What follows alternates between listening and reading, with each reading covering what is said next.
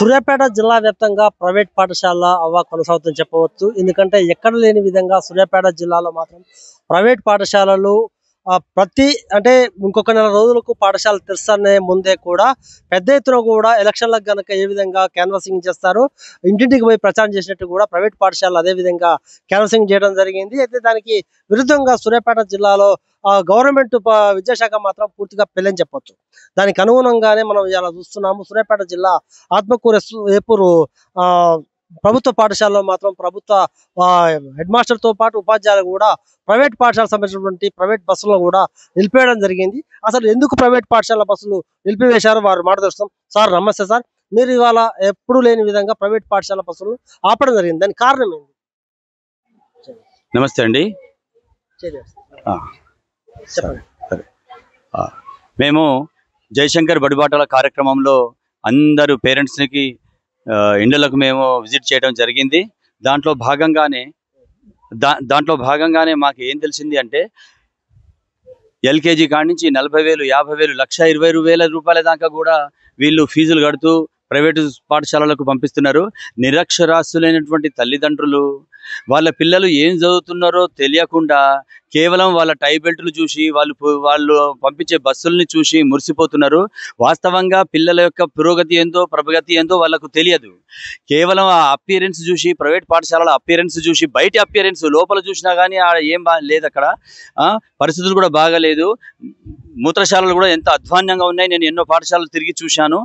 కానీ బయట యొక్క డాంబికం చూసి తల్లిదండ్రులు ఎంతో సంతోషపడుతున్నారు. కానీ ఇది వాళ్ళ ప్రైవేట్ స్కూళ్ళ యాజమాన్యాలు తల్లిదండ్రుల యొక్క నిరక్షరాస్యతను వాళ్ళు డబ్బుల రూపం లోపల వసూలు చేసుకుంటున్నారు.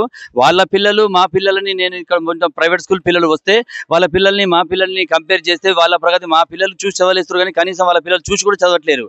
కేవలం మురిపం మాత్రమే ఉన్నది ఇక్కడ. వాళ్ళు ఏం చదువు చెప్పట్లేరు, ఏం చెప్పట్లేరు.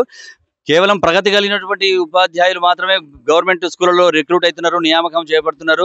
ఎవరికైతే పురోగతి లేదో, ఎవరైతే అంత నాణ్యత లేదో వాళ్ళే ప్రైవేట్ స్కూళ్ళ లోపల ఉంటున్నారు. వాళ్ళకి నాణ్యత ఉంటే వాళ్ళకు ప్రైవేట్ గవర్నమెంట్ ఉద్యోగాలే వచ్చేవి. కానీ కేవలం తల్లిదండ్రుల యొక్క నిరక్షరాస్యతను, వాళ్ళ యొక్క కష్టాన్ని దోచుకుంటున్నారు ప్రైవేట్ యాజమాన్యాలు. మేము ఆ విషయాన్ని గమనించినాం. వాళ్ళు కేవలం అదే భ్రమలో ఉంటున్నారు. ముఖ్యంగా చెప్పండి, గత ఫలితాలలో మీ స్కూలుకు 10th క్లాసులో ఎన్ని మార్కులు వచ్చాయి, రిపోర్ట్ ఎంత వచ్చాయి? గత సంవత్సరం మా దగ్గర 118 మంది విద్యార్థులు ఉండే. 10వ తరగతి లోపల 37 మంది విద్యార్థులు ఉన్నారు. వాళ్ళ అందరు కూడా 100% రిజల్ట్ తీసుకురావడం జరిగింది. 37కు 37 మంది పాస్ అయినరు. మా స్కూల్ టాపర్ 520 ఆయిషా, ఎండి ఆయిషా 520. ఏ పిల్లలు చూసినా కానీ ప్రభుత్వ పిల్లలు పాస్ అవుతున్నారు, బళ్ళలో చదివిన వాళ్ళు, ప్రైవేట్ స్కూల్లో చదివిన వాళ్ళు కూడా పాస్ అవుతున్నారు. కానీ కేవలం తల్లిదండ్రుల యొక్క నిరక్షరాస్యతను, వాళ్ళ యొక్క అమాయకత్వాన్ని వీళ్ళు ఎన్కాష్ చేసుకుంటున్నారు. కాబట్టి అదే నాకు ఎంతో బాధ అవుతున్నది. కాబట్టి నేను ఇవాళ బస్సులు ఆపడం జరిగింది. తల్లిదండ్రులను కూడా సంప్రదించడం జరిగింది. మా ఉపాధ్యాయులు కూడా సాయంత్రం 5:30 దాకా కూడా మేము ఉంటాం సార్ అని చెప్పి నాకు హామీ ఇచ్చారు. కాబట్టి నేను ఎల్లుండి నుంచే నేను 5:30 దాకా బడి పెడతా. వాళ్ళకు ప్రైవేట్ క్లాసులు తీసుకుంటా. వాళ్ళ యొక్క పురోగతికి, విద్యాభివృద్ధికి మేమందరం కలిసికట్టుగా మేము హామీ ఇస్తున్నాం. కాబట్టి నాకు ఉపాధ్యాయులు మిత్రులందరూ నాకు ఇచ్చిన స్ఫూర్తితోటే నేను ఈరోజు బస్సులు ఆపిన రోడ్డు మీద. మాకు పేరెంట్స్ నుంచి కూడా మంచి స్పందన వస్తున్నది. తప్పకుండా మేము దీన్ని సాధిస్తాం. మా యొక్క స్కూల్ యొక్క స్ట్రెంత్ పెంచుకుంటాం. ఈ ఏపూరు బడికి పూర్వ వైభవాన్ని తీసుకొస్తామని నేను ఆశిస్తున్నా. ముఖ్యంగా చెప్పండి, మీ స్కూల్లో కావచ్చు, ప్రభుత్వ స్కూల్లో కావచ్చు, ఇప్పుడు మధ్యాహ్నం భోజనం కావచ్చు, లేకపోతే జావా కూడా ఇలాంటి సౌకర్యాలు కల్పిస్తున్నారు. అదే ప్రైవేట్ పాఠశాలకు పోతే దాని ఫుడ్ కోసం కూడా సపరేట్ గా డబ్బులు వసూలు చేస్తున్నారు. దాన్ని మీరు ఏమేమి చూస్తున్నారు, ఏమేమి సౌకర్యాలు కల్పిస్తున్నారు ఇక్కడ?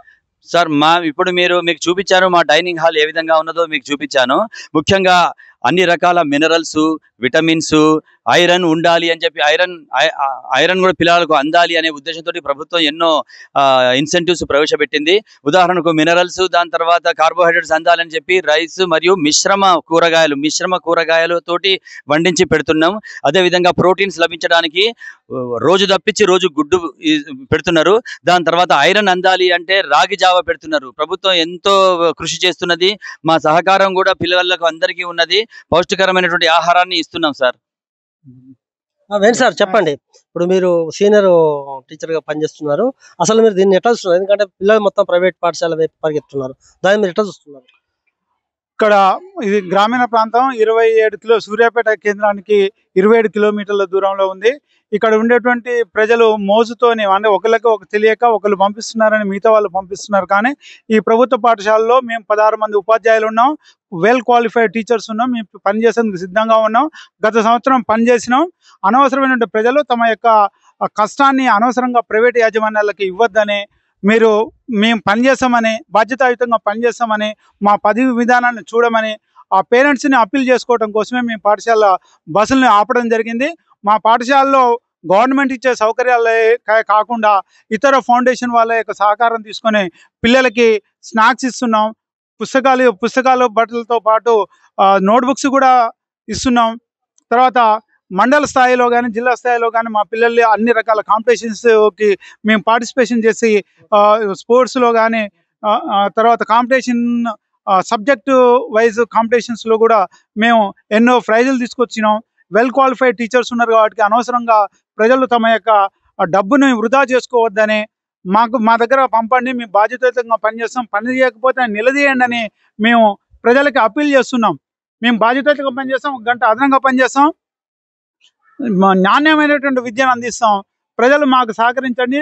మీ యొక్క అనవసరమైనటువంటి డబ్బుల్ని అనవసరంగా మీరు ప్రైవేట్ యాజమాన్యాలకు మీ డబ్బుల్ని వృధా చేసుకోకండి, బాధ్యతాయుతంగా మేము పనిచేస్తామని మేము హామీ ఇస్తున్నాం. ఓకే, మనం చూస్తున్నాము సూర్యాపేట జిల్లా వ్యాప్తంగా మాత్రం ప్రైవేట్ పాఠశాల తీరు ఏ విధంగా చూస్తున్నాము. ఇక్కడ ఉన్నటువంటి ఏపూరు సంబంధించినటువంటి పాఠశాల హెడ్ మాస్టర్ తో పాటు టీచర్లు కూడా ఒకటే చెప్తున్నారు. ఎందుకంటే తరగతిలో మాత్రం ఉత్తీర్ణత 100% ఉంది. టాపర్ కూడా ఉన్నారు మా దగ్గర. ఎందుకంటే ప్రైవేట్ పాఠశాలకు ధీటుగా కూడా మేము విద్యాభ్యాసం చేస్తున్నాము. మా దగ్గర అంతా కూడా క్వాలిఫైడ్ టీచర్స్ ఉన్నారు. వాస్తవం ఇది. ఎందుకంటే ప్రభుత్వ పాఠశాల పనిచేస్తున్నారంటే ఖచ్చితంగా క్వాలిఫైడ్ టీచర్స్. ఎందుకంటే బీఈడి ద్వారా, టీటీసీ ద్వారా, లేకపోతే ప్రభుత్వం పెట్టినటువంటి ప్రవేశ పరీక్షలు తట్టుకొనే వాళ్ళు గవర్నమెంట్ జాబ్ సంపాదించారు.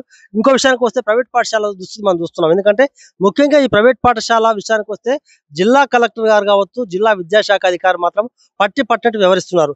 ఎందుకంటే ఖచ్చితంగా ప్రైవేట్ పాఠశాలలు మాత్రం పూర్వవైభవము. ఎందుకంటే ఒక పాఠశాల పెడితే ఒక 3 ఏళ్లలో ఇంకో పాఠశాలకు కుదురుస్తుంది. ఎందుకంటే ఒక పాఠశాలకు 4 పాఠశాలలు ఎత్తున్నాయి. ప్రభుత్వ పాఠశాలలు మాత్రం రోజు కనుమరుగవుతున్నాయి. అసలు రానున్న తరాలకు ప్రభుత్వ పాఠశాలలు ఉన్నాయా లేవా అని పిల్లలు ఇంకో 10 తరాలు, ఇంకో 10-12 సంవత్సరాలు పోతే అసలు ప్రభుత్వ పాఠశాలలే ఉన్నాయా లేవా అని కూడా చెప్పుకోవాల్సిన దుస్థితి ఉంది. ఇక్కడ ఉన్నటువంటి హెడ్ మాస్టర్ ఒకటే చెప్తున్నారు. ఎందుకంటే మా ప్రభుత్వ పాఠశాలలో మీరు జాయిన్ కాండి, ఖచ్చితంగా మీకు విద్యను అభ్యసిస్తాము, ఖచ్చితంగా ఉత్తీర్ణ శాతం ఇస్తాము. అంతేకాదు మా దగ్గర ఉన్నటువంటి పిల్లలు ఎవరైనా కూడా ఖచ్చితంగా ఫుడ్ విషయానికి వస్తే ప్రభుత్వం అన్ని విధాల వాళ్ళకు సహకరిస్తుంది. అక్కడ ఎలాంటి ఇబ్బంది లేకుండా మేము చూసుకుంటూ చెప్తున్నారు. అంతేకాదు ముఖ్యంగా మనం చూస్తున్నాము